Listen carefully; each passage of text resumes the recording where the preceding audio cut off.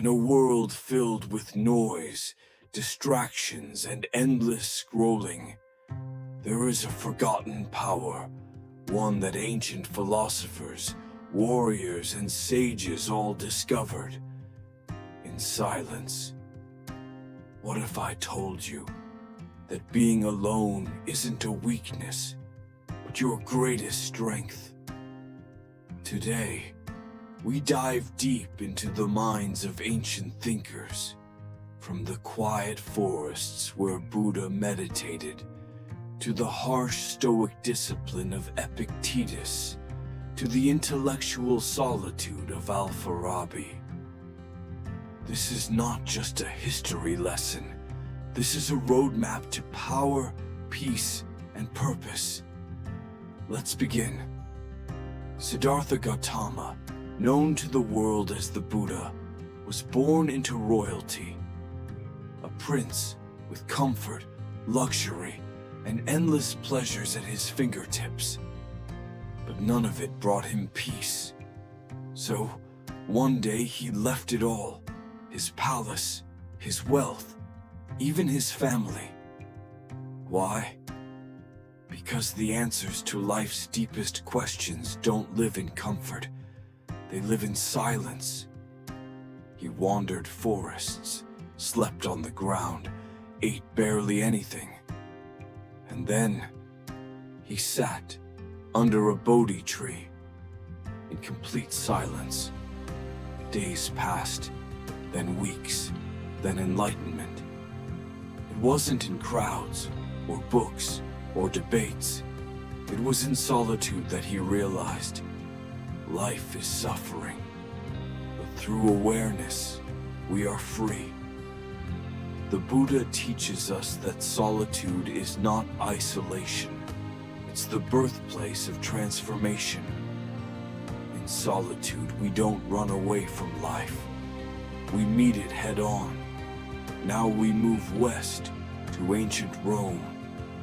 A man born into slavery, whose name would be remembered for over 2,000 years, Epictetus. He had nothing, no wealth, no power, no freedom.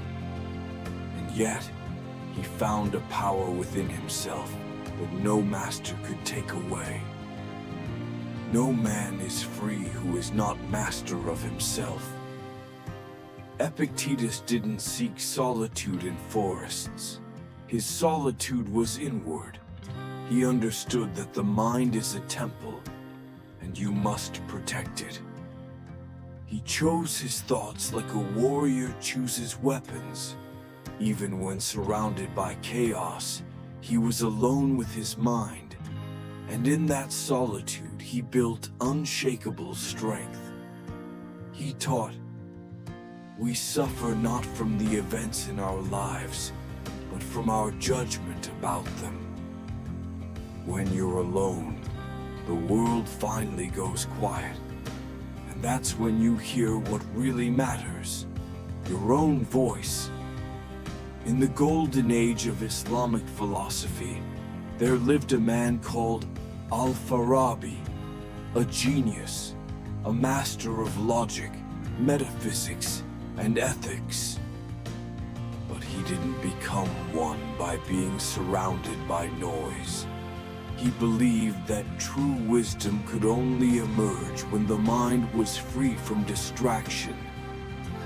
The aim of the virtuous city is not wealth or pleasure, but the perfection of the soul. Al-Farabi spent years in libraries and solitude, writing, contemplating, building a philosophy that would influence both East and West for centuries. His belief that a true leader, a true thinker, must first master himself in isolation before he can lead others. He wasn't a man of loud speeches. He was a man of deep thought. A man who proved that silence could shape civilizations. Solitude to Al-Farabi was not an escape from the world, but a preparation for it.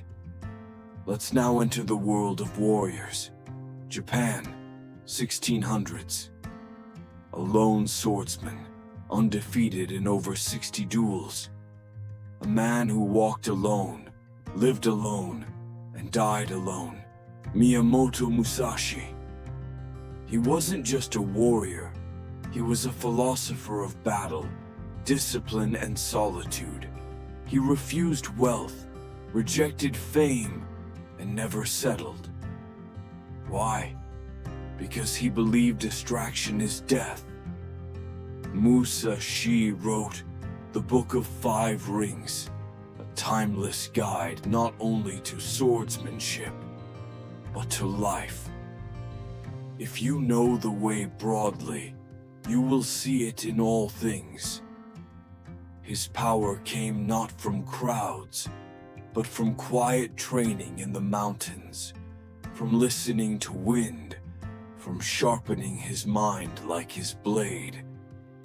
He said, "You must understand that there is more than one path to the top of the mountain. And sometimes, the path is walked alone." What do all these great thinkers and warriors have in common? They embraced solitude, not as loneliness, not as weakness, but as power. In solitude, you confront your thoughts without distraction. Hear your true desires and fears. Discover your values, not the world's. Build discipline, direction, and peace.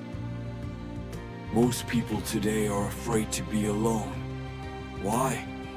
Because when everything goes silent, they hear themselves, and that's what they've been avoiding. But here's the truth. Being alone is not the enemy. It's the beginning of mastery.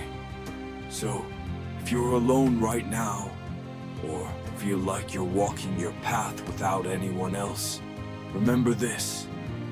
Buddha walked alone. Epictetus suffered alone. Al-Farabi thought alone. Musashi trained alone. And because of that, they became legends. Solitude is not punishment, it's preparation. So embrace the silence. Because in that silence, you may just find the most powerful version of yourself. You just have to listen. If this resonated with you, like, share, and subscribe to Vyrend. Let's build a community of deep thinkers. One truth, one mind at a time.